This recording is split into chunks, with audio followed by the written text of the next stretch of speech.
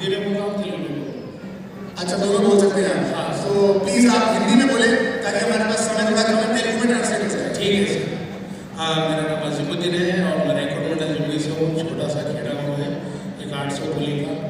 और मैं ज़राअत करते करते कुछ बहुत सारे ज़मीन को फॉर्म तो डाले हुआ था, उसमें थोड़ा बहुत लाश आया। लाश आने से क्या हुआ, वहाँ से शराब पीना शुरू कर दिया। शराब, अब वो कैसा रहता मालूम है, शराब के बाद पूरा नेगेटिव थॉट पूरा हो जाता था। घर वालों को कुछ केयरलेस, मेरी फैमिली पूरी है मीटिंग में। जैसा कि मैं गोकराउंड दिल्ली को अटेंड करा, ये बिजनेस करना है, बिजनेस में टिकना है, सीखना है, मालूमात करना है, टिकना है। मैं थोड़ा सा बैकग्राउंड के बारे में आपने जानना चाहता हूँ। आप गाँव में रहते थे, जमीनों में कुछ लॉस हुआ, हाँ, पीना शुरू कर दिया। शीना कितना पीते थे? फुल बॉटल एक होता था सब नहीं।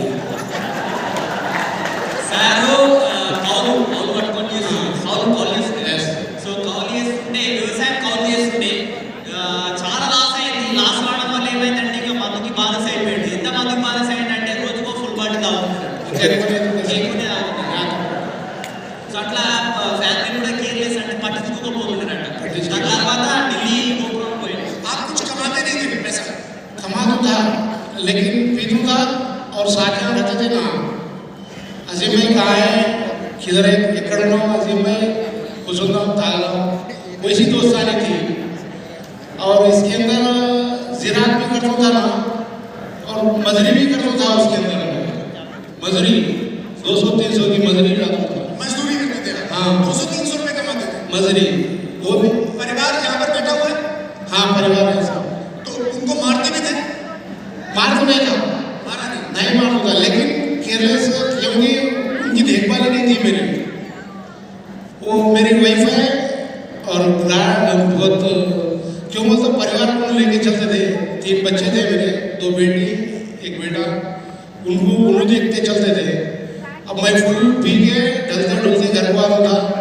पापा नको पियो, उनके बच्चे बोलते थे है अब हर एफआर में भी अटेंड करा हूँ मैं। ये गोकराउंड दिल्ली में अटेंड करने से हर एफआर में भी, अब 17 साल की बच्ची है, ये एफआर में है। अब मेरा ड्रीम बहुत बड़ा है, उनको लेके चलना मुझे। సారు ఇంతకుముందుకు అంటే ఇట్లనే బాగా తాగుడికి బానిస అయ్యి ఇంటికి వస్తుండేనంట. సో అసలు ఫ్యామిలీని పట్టించుకోకపోతుండేనంట. సో ఇట్లనే అసలు వాళ్ళ మేడమే వాళ్ళ పిల్లల్ని చూసుకుంటుండేనంట. సో వాళ్ళ పిల్లలు అనుకుంటే కాకపోతే తాగని కానీ అసలు పట్టించుకోకపోతుండేనంట. और इसके बीच में ऑटो ला लिया। ऑटो लाए तो अभी कैसा रहा था लाइफ मालूम है। ये विनिंग टीम की सबमिशन में बहुत बदल गया। मैं तो सुनने की बात है 4 ऑटो लाने से पूरा अभी 1 नंबर लंगा, क्या बोलते हैं, 1 नंबर लंगा बोलते ना। कोई तो भी लड़े तो भी हम बीच में इन वालों के गिप मारना। मतलब ये बोल रहे हैं कि मैं आगे चलाता था और उसमें भी सबसे बदमाश, यानी कोई 2 लड़ रहे तो ये तीसरा जाके उसको ही मार के आता था। दोनों को मारना, दोनों को जाके मार के आता था। बीच और झगड़ा करे तो उसके अंदर उनको भी मारना है। तो हस्बैंड वाइफ लड़ रहे तो ये बीच में जाके दोनों को मार के आता। मतलब इस तरीके का दादागिरी। सलीम सर है प्लान लेके, ये प्रोडक्ट लेके ऐसे बहुत देखा मैं। ये सामान जो पैसे ले लो, 1 साल बिजनेस चूज नहीं करा। सलीम भाई को तो नहीं मारा? सलीम भाई को गुस्सा करा।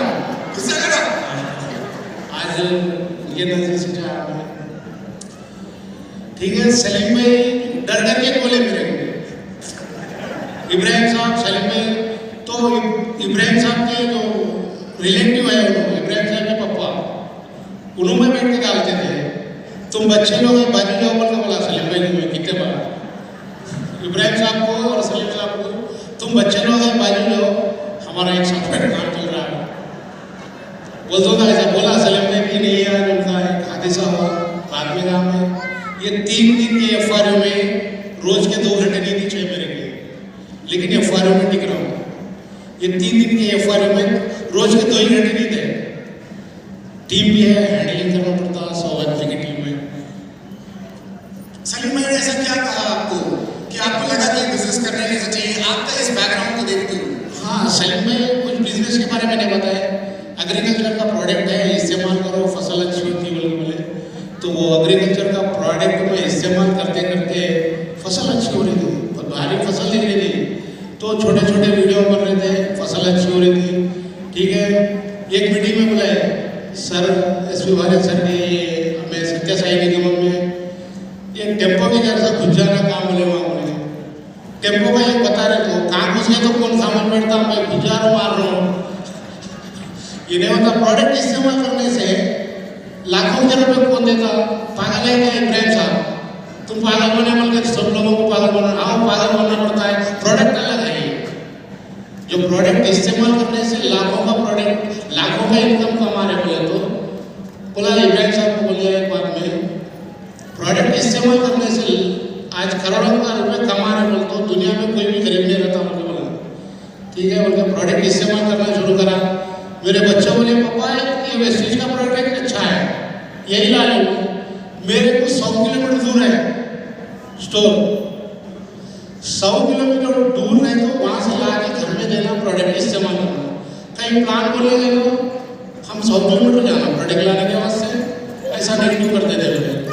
तो भी मैं क्या करता था, 10,000 का 20,000 का ले जाके बता दूंगा, लेकिन मैं तो अच्छा नहीं हूँ तो मेरी बात कौन सुनता है? रायपुर मंडल पूरी जानकारी है, लेकिन कोई भी साथ में नहीं तो मेरे टीम मेंबर भी है तो मेरे गाँव से एक है नरसूर साहब बोल के, अरे उसके साथ चल रहा, वो बड़ा बिगड़ा है, उसके साथ क्यों पकड़ा? तो गाँव वाला है तो बेटी का अब डायमंड है तारा है 17,000 इनकम है। नरसूर साहब ఈ బిజినెస్ చేయడానికి సలీం సార్ ఏం చెప్పిండు మీకు అంటున్నాడు? చెప్పడం ఏం లేదు, కానీ ప్రోడక్ట్ యూజ్ చేయించాడు. అగ్రికల్చర్ కానీ హౌస్ ప్రొడక్ట్ కానీ యూజ్ చేయించడం వల్ల ప్రోడక్ట్ మంచిగా అనిపించింది. ప్రోడక్ట్ మంచిగా అనిపించడం వల్ల నిలబడడం జరిగింది. అక్కడ జూమ్ మీటింగ్లు, ఓపెన్ మీటింగ్లు, ఫిజికల్ మీటింగ్లు రావడం వల్ల కొద్దిగా మార్పు అనేది జరిగింది. ఇది విన్నింగ్ టీమ్ సబ్మిషన్కు సలాం చేయాలి. ఎందుకంటే నా అట్లాంటి ఒక్కడు మారేటంటే మీరు ప్రతి ఒక్కరు మారుతారు.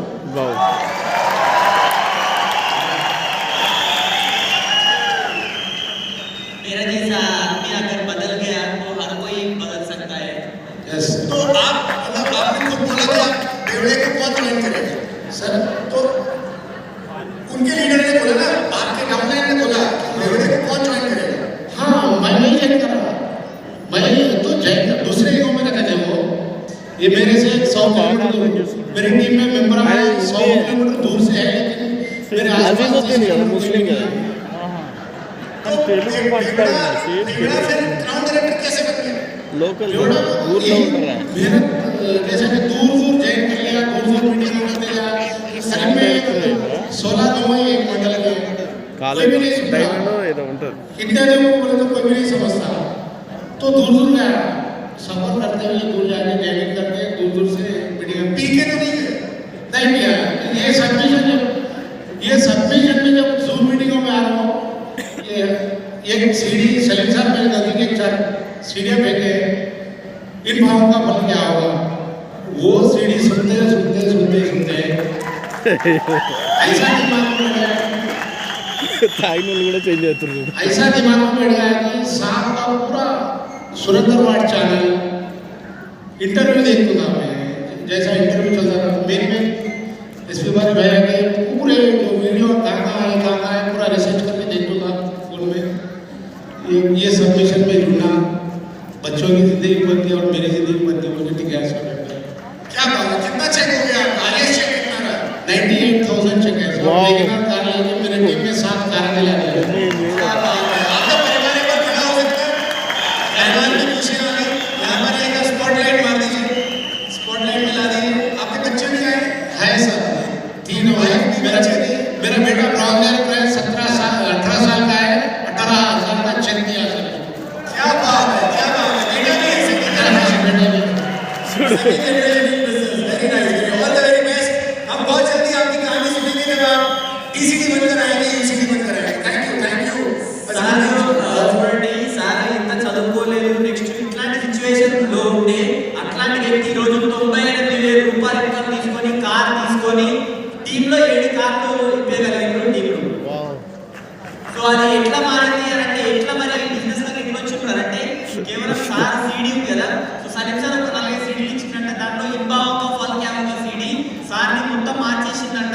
సో సార్ బాధ్యత సార్ ఏ టీచింగ్స్ ఉంటే ఆ టీచింగ్స్ వినుకుంటూ ఇంటర్వ్యూస్ వినుకుంటూ సార్ మొత్తం చేంజ్ అయ్యి ఈరోజు ఈ బిజినెస్ లో ఇంత సక్సెస్ లెవెల్లో ఉన్నారు. आप कुछ कह रहे थे सर, आप कुछ बोल रहे थे, कुछ बोलना चाहते हैं? हाँ सर, तो स्टार डायरेक्टर जब बना 45,000 का चेक था, तो एक दो चिट्ठियाँ डालते पैसे जमा हुए 5 लाख रुपए, और मेरा एक प्लाट था, बेटियाँ 2 थे, 18 साल बेटी होते कि जो शादी करा रिश्तेदारों में शादी करते ही टार्चर मिल गया बेटी को। बेटी रोज फोन करने में बिजनेस डाउन हो रहा, करते करते बेटी को टार्चर हो रहा फोन में। जैसे कि मैं बदल के लॉकडाउन से बिजनेस करते करते बदल गया, मैं घर परिवार को देखते हुए, उनका खाना पानी देखते हुए, उनको सही मोहब्बत में लेके चलते हुए चल रहा हूँ। जब बेटी को शादी करा 2002 में, शादी करने अब वो टार्चर नहीं सुन सकी, बच्ची मेरी गुजर गई, रिश्तेदारों में गया, कामिनी हॉस्पिटल में गया, हल्लू चुमट के देखा, बेड पे कोमे में चले गए, हल्लू चुमट के देखा, कुछ भी नहीं, और ज़रा चुमटा, कुछ भी नहीं, और ज़रा चुमटा, मेरा दम जितना है उनका चुमट के देखा नहीं है, बेटी चले गई बोल के रो लिया। जैसा कि टिश्यू मैं उनकी खुशी देखना चाहता था, ऊपर वाला नहीं देख सका, लेकिन अब ये 2 है मेरे बेटे, एक DUCD DMCM मेंबर बनना और एक डॉक्टर को DUCD बनना, वही मेरा ड्रीम है साहब। जरूर होगा सिकंदर जी, आपके साथ हैं, पूरी मेरी टीम आपके साथ है। बेटी चली गई पर यहाँ बहुत सारी और बेटियां हैं पूरी दुनिया में और इस हॉल में जिनके सपने पूरे आप लोग कर रहे हैं, उनमें आपका सबकी बेटी का चेहरा देखिए, बिल्कुल आप उनकी आत्मा की शांति की कामना करते हैं। वही फोकस से चल रहा हूँ, बहुत सारे और लेडीज हैं मेरी बेटी की तरह देख के चल रहा हूँ सर, उनको भी बहुत हम्बलनेस, डिसिप्लिन, बात करने का तरीका, रहना सहना, हर कुछ बहुत बदलाव आया सर इसके अंदर। DUCD बनना हो तो ये कि मैंने बनता हूँ, लेकिन मेरी टीम में बहुत सारे लेडीज हैं, उनको लेके चलना है मेरा काम। अगर अजीमुद्दीन जी कर सकते हैं तो हम सब कर सकते हैं कि नहीं? Yes yes. भरोसा है। Thank you so much. आप माइक पास कर दीजिए कविता जी को। समय हमारे पास कम है, समय पूरा हो चुका है। एक सबसे इम्पोर्टेंट पॉइंट और था अजीमुद्दीन का कि दारू पीना है, बेवड़ा है, आसपास 20 किलोमीटर 30 किलोमीटर में सब जानते थे, तो वहाँ बिजनेस दिखाया भी नहीं और लोगों ने ज्वाइन नहीं किया, लेकिन बिजनेस करना था, सपने बड़े थे, 100 किलोमीटर तक जाकर लोगों को स्पॉन्सर किया, वरना बहाना मार सकता था ना कि कोई जानता नहीं है, कोई पहचानता नहीं, कोई ज्वाइन करता नहीं, मैं बेवड़ा हूँ, तो 100 किलोमीटर तक जाकर स्पॉन्सर करें, पर ड्रीम होगा तो आदमी कुछ भी करेगा, no winning formula. Yes, sir. हाँ, so సార్ గురించి ఇప్పుడు భారీగా ఏమన్నారంటే అజిముద్దీన్ సార్ ఆల్రెడీ తాగుబోతు వ్యక్తి ఉంటుండే, సో అందరికీ తెలుసు అక్కడ 20 గ్రామాలలో ఇతను పోతే ఎవరు జాయిన్ కాలేదు, ఎవరు వింటలేరు, కానీ డ్రీమ్ స్ట్రాంగ్ ఉన్నది, అందు గురించి 100 కిలోమీటర్ దూరం పోయి బిజినెస్ చేసుకొని వాళ్ళ సక్సెస్ తీసుకున్నారంట. సో డ్రీమ్ స్ట్రాంగ్ ఉంటే మనం ఎక్కడైనా వెళ్ళి బిజినెస్ చేయొచ్చు. సో సార్ యొక్క బాధాకరంగా సిచ్యువేషన్ ఏమున్నదంటే వాళ్ళ కూతురు పెళ్లి చేసిన తర్వాత వాళ్ళని చాలా హింసించారట, ఆ హింసించడంలోనే వాళ్ళ కూతురు చనిపోయారు. సో చాలా బాధాకరంగా సిచ్యువేషన్ ఉండే, కానీ ఇవాళ వాళ్ళ టీంలో ఎంతమంది లేడీస్ ఉన్నారు, చాలా మందికి అతను మంచి దృష్టితో వాళ్ళ కూతురు లెక్క చూసుకుంటూ అందరికీ ముందుకు తీసుకుపోవాలి, అందరి యొక్క కళలు నిజం చేయాలి, దాని గురించి అతను పని చేసుకుంటున్నారు.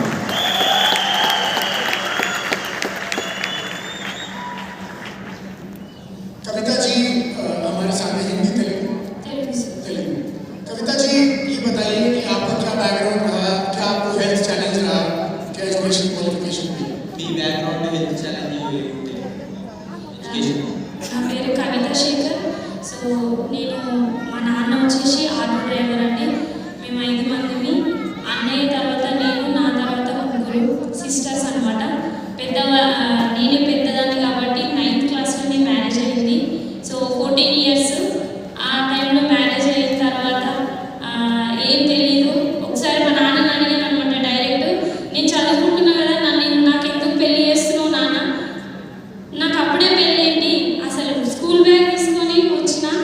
1 వీక్లోనే పెళ్ళి అని చెప్పేసరికి మా నాన్న ఒకటి అడిగిన ఎందుకు పెళ్లి చేస్తున్నావు అని చెప్పి. అయితే మా నాన్న అన్నాడు, 3 ఆడపిల్లలు కదా, నువ్వు వెళ్ళిపోతే నాకు భారం తగ్గిపోతుంది అని చెప్పి నిన్ను పంపించాలి, నిన్ను పెళ్లి చేస్తున్నా బేట, నువ్వు నేను ఏం చెప్తాను నిన్ను, దయచేసి ఏం అనొద్దు అని చెప్పి నన్ను అడిగితే నేను ఊరుకోలేదు. స్కూల్లో వెళ్ళి కంప్లైంట్ ఇచ్చిన మా నాన్న మీద. ఎందుకంటే నేను మంచిగా చదువుతా సార్, మా నాన్న నాకు పెళ్లి చేస్తుండు, దయచేసి మీరు ఎట్లయినా సరే యాక్షన్ తీసుకోవాలని చెప్పి నేను కంప్లైంట్ ఇస్తే మా నాన్న వాళ్ళ ఇంటికి వచ్చి వాళ్ళు కూడా సార్ వాళ్ళు మాట్లాడినాక కూడా బిల్డింగ్ పైకి తీసుకుపోయి కాళ్ళ మీద పడ్డాడు మా నాన్న. నన్ను అర్థం చేసుకోబెట్ట, నేను ఆటో డ్రైవర్ని, నాకు స్తోమత లేదు చదివియడం, నువ్వు వెళ్ళిపోతే నాకు భారం తగ్గుతుంది, నువ్వు ఏం చెప్పొద్దు అని చెప్పేసరికి నేను ఒక్క మాట కూడా అనుకోకుండా పెళ్ళికి ఒప్పుకోవడం జరిగింది. 9th క్లాస్ నుండి పెళ్ళి అయిపోయింది. అంటే నాకు ఏం తెలియదు, డ్రెస్ చిరిగిపోతే కూడా ఎలా కుట్టాలో కూడా తెలియదు. అలాంటి టైంలో పెళ్ళి చేసి మా నాన్న మా శేఖర్ సార్, నిజంగా మా శేఖర్ సార్కి నిజంగా థ్యాంక్ యూ సో మచ్. ఏం తెలియని వయసులో పెళ్లి చేసుకున్నాడు, నాన్నలాగా ఇప్పటికీ కూడా నన్ను కూతురులాగా చూసుకుంటాడండి. Thank you so much. ఇంత మంచి హస్బెండ్ ఇచ్చినందుకు, లేదంటే తొందరగా పెళ్లి చేసిన మంచి హస్బెండ్ ఇచ్చారు. ये इनके फादर ऑटो चलाते थे और ये 4 लोग हैं, एक भाई है और 3 बहनें हैं। ये स्कूल से एक दिन आई थी, 9th क्लास में थी और उनके पिताजी ने बोला कि अभी अगले हफ्ते तुम्हारी शादी है। तो अचानक ये परेशान हो गए, मतलब हंसने खेलने की उम्र है, तो इन्होंने बोला कि मैं शादी नहीं करूँगी। तो बोले देख बेटा, मेरे को 3 बेटियाँ हैं और तू बड़ी है, मैं तेरी शादी करूँगा तो मेरा कुछ वजन हल्का हो जाएगा, तो मैं जो बोल रहा हूँ वो कर ले। तो इन्होंने अभी इनको समझ में नहीं आया, तो इन्होंने सोचा कि ये तो मानेंगे नहीं, तो स्कूल गए। स्कूल में टीचर्स को उन्होंने अपने फादर के खिलाफ कंप्लेंट किया कि मेरे फादर मेरी शादी करने वाले हैं 1 हफ्ते में।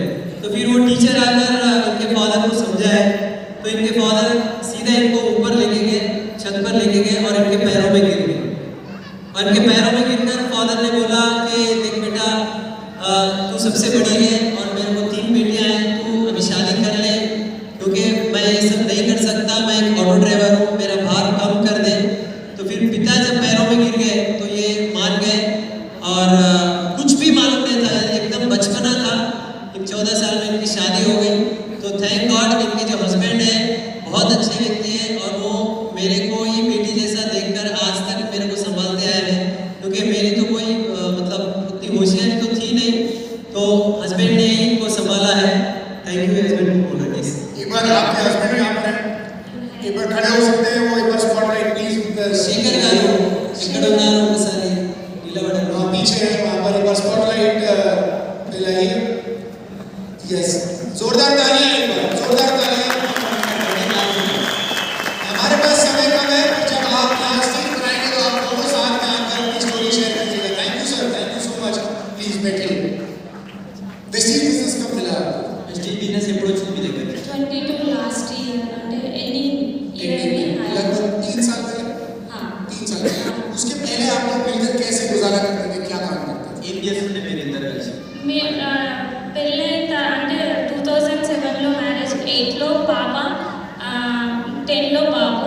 బాబు 10th క్లాస్, పాప వచ్చి ఇంటర్ కంప్లీటెడ్, బీటెక్ వెళ్తుంది ఇప్పుడు. సో వాళ్ళిద్దరిని చూసుకోవడం చాలా కష్టం ఉందని చెప్పి నేను ఒక జీ తెలుగులో ప్రోగ్రామ్ వస్తుంది వారాన్ని వంటలు చేసే ప్రోగ్రాంలో ఒక జాబ్ చేస్తున్న టైం 6000 నా శాలరీ వచ్చేసి. సో వాళ్ళు ఎన్నో వంటలు చేస్తారు, చూసినా ఇన్ని వంటలు చేస్తారు కదా, ఇదే నేను సొంతంగా చేస్తే నేను కూడా నాకు సొంతంగా డబ్బులు వస్తాయి కదా అని ఆలోచించి ఒక 6 నెలలు మాత్రమే చేసిన. అది ఎందుకు వదిలేయడం జరిగిందంటే 6 నెలలు చేసిన క్రమంలో నేను ఇంటికి వచ్చేసి నాకు అత్తయ్య మామయ్య లేరు. సో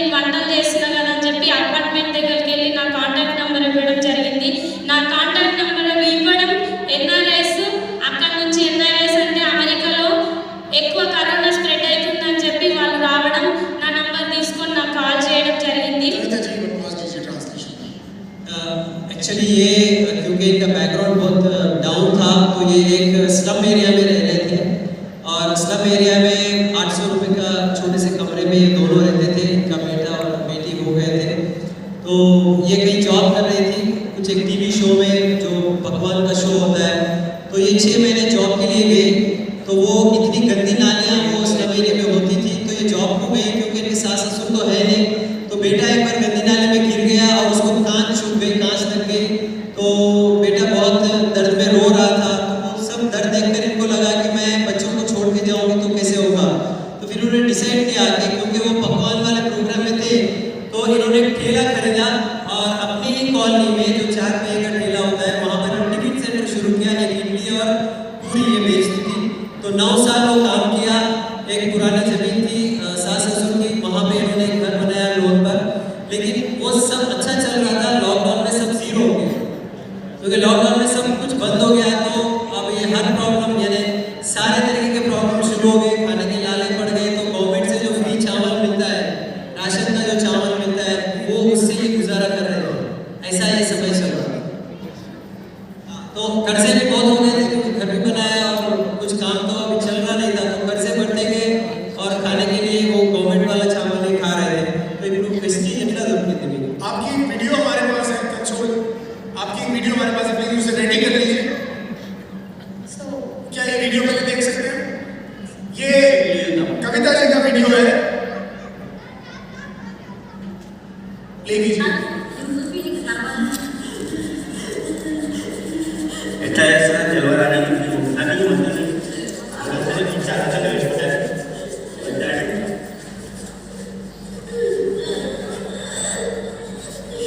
este es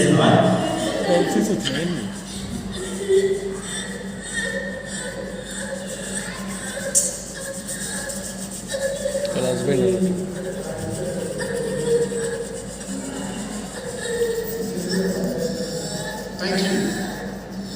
कविता जी, ये प्रॉब्लम आपको कब हुई? ఈ ప్రాబ్లం మీకు ఎప్పుడైంది? నేను టిఫిన్స్ అంటే బిజినెస్ మీద బిజినెస్ టిఫిన్ సెంటర్ క్లోజ్ అయిపోయింది. క్లోజ్ అయిపోయిన తర్వాత కూరగాయల బిజినెస్ స్టార్ట్ చేశాను. కూరగాయల బిజినెస్ స్టార్ట్ చేసిన తర్వాత అది చేస్తున్న టైంలో ఆ కూరగాయలు ఒక దగ్గరికి తీసుకురావాలంటే ఒక ఆటో కావాలి. ఆటో తీసుకోవాలని 10,000లో సెకండ్ హ్యాండ్ ఆటో ఇప్పించిన మా సార్కి. ఆటో తీసుకొని 5 గంటలకు వెళ్ళొస్తున్న ఆటో సెకండ్ హ్యాండ్ ఆటో కాబట్టి స్టార్ట్ అవ్వట్లేదు అంటే కాదు. సో సెల్ఫ్ లేదండి, అంటే దొబ్బి స్టార్ట్ చేయాలి. అయితే నేను వెనకాల నుంచి దొబ్బాలి, మా సార్ ముందు నుంచి దొబ్బి దాన్ని స్టార్ట్ చేయడం అలా చేస్తున్న టైంలో ఆటో అది పైన ఉంటుంది కదా, రాడ్ గుచ్చుకొని ఇక్కడ పెద్ద హోల్ పడి మా సార్కి ఇట్లా నేను వెనక నుంచి దొబ్బి వచ్చి ముంగడికి వచ్చే వాళ్ళకి మొత్తం బ్లడ్ అంతా ఒళ్ళు పైన పడిపోయింది. సో ఏది కర్మ అని చెప్పి మళ్ళీ ఆ బిజినెస్ ఆపేసి తర్వాత బ్యాంగిల్ స్టోర్ స్టార్ట్ చేసిన. బ్యాంగిల్ స్టోర్ తర్వాత బ్యూటీ పార్లర్ తర్వాత డ్రై క్లీనింగ్ అండ్ బొటిక్, బ్లౌజులు కుట్టుడు ఫ్రీగా నేర్చుకున్నా. సరే నేను నేర్చుకున్నదే కదా అని చెప్పి మళ్ళీ స్టార్ట్ చేసిన. ఈ ప్రాబ్లం ఎప్పుడైంది? సో అది చేస్తున్న టైంలో బిజినెస్ల మీద బిజినెస్ పెట్టిన కదా, అన్ని డబ్బులు పెట్టుకున్నా, అప్పు మీద అప్పు చేస్తా పోయినా. ఆ టెన్షన్ ఎక్కువైపోయి నా బ్రెయిన్లో బబుల్స్ వచ్చినాయి. సో ఫిట్స్ ఎట్లా వస్తుంది అంటే తెలియదు, మధ్యలోనే వచ్చింది. ఈ రకంగా నాకు ఫిట్స్ అనేది రావడం స్టార్ట్ అయింది. సో అట్లనే స్టార్ట్ అవుతున్న టైంలోనే నేను పని చేసుకుంటుండే. సో నిజంగా ఒక అన్యూన్ పర్సన్, మనకు తెలిసిన వ్యక్తులు వస్తేనే ఎన్నోసార్లు వెస్టేజ్ని వద్దు అనుకుంటాం కదా. అన్యూన్ పర్సన్, ముఖపరిచయం కూడా లేని person, the great leader Akhila madam and Ganesh sir మేడంకి నేను బండి మీద లిఫ్ట్ ఇస్తే నాకు ఈ వెస్టేజ్ పరిచయం అవ్వడం జరిగింది. तो ये जब कोरोना में बहुत प्रॉब्लम हो गया था, तो टिफिन सेंटर बंद हो गया, तो फिर इन्होंने सब्जी का व्यापार शुरू किया। तो सब्जी वहाँ मार्केट से लेके आना, मंडी से लेके आना, तो उसके लिए फिर ऑटो चाहिए, तो सेकेंड हैंड ऑटो इन्होंने खरीदा और वो माल लाद कर जा रहे थे, तो ऑटो खराब हो गया था, तो वो ढकल रहे थे। तो उनके हस्बैंड को वो रॉड लग गया, यहाँ पे होल पड़ गया, पूरा खून हो गया। तो वो टेंशन हो गया, तो फिर वो बिजनेस छोड़ दिया। फिर उसके बाद वो लेडीज एम्पोरियम का उन्होंने काम शुरू किया, स्टिचिंग का काम शुरू किया और उसके बाद उन्होंने ब्यूटी पार्लर का काम शुरू किया। ये सब ड्राई क्लीनिंग का काम शुरू किया। यानी इतने सारे बिजनेसेस और हर बार ये कर्जा ले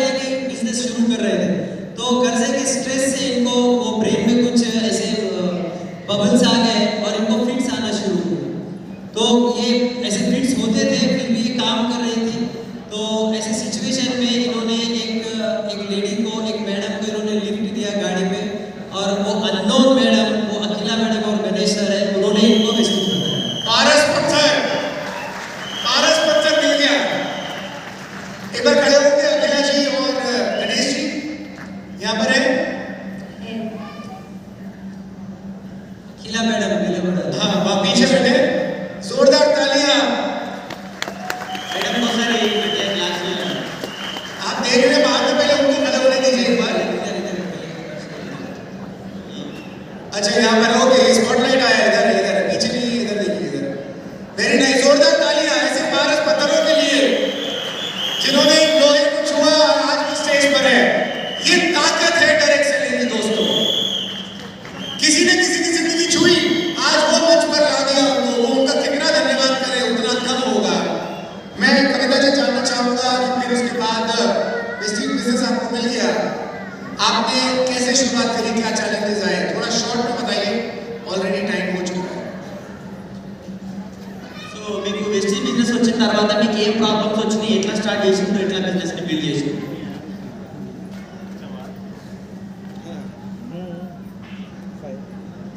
నాకు ఒకటి అర్థమైంది, ఒకటే ఏంటంటే చూసి కదా వీడియోలో, ఆ హాస్పిటల్కి వెళ్తే డాక్టర్ ఏం చెప్పిందంటే ఈమె ఎక్కువ జ్వరం వచ్చినా, టెన్షన్ పడ్డా హార్ట్ మీద ఎఫెక్ట్ పడుతుంది. నాకు ఆక్సిజన్ అనేది ఎవరైనా అందిస్తేనే, మా ఇంట్లో సిలిండర్ ఉంటుంది, ఆక్సిజన్ సిలిండరు.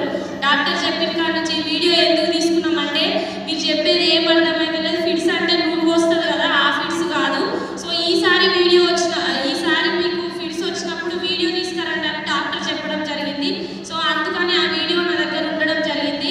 సో ఆ వీడియో చూపించిన తర్వాత డాక్టర్ ఏమన్నాడంటే, ఎంఆర్ఐ స్కానింగ్ తీసిన తర్వాత జ్వరం వచ్చినా, టెన్షన్ పడ్డా, హార్ట్ మీద ఎఫెక్ట్ పడుతుంది, టెన్షన్ పడకుండా, జ్వరం రాకుండా జాగ్రత్తగా చూసుకోండి అని మా సార్కి చెప్పిండు.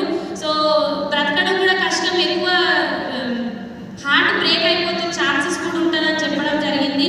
సో కాబట్టి నాకు 1500 ఎంజీ టాబ్లెట్ ఇస్తుండే, అది వేసుకున్నా అని చెప్పి పక్కన పడేసి నేను పని చేసుకుంటుండే.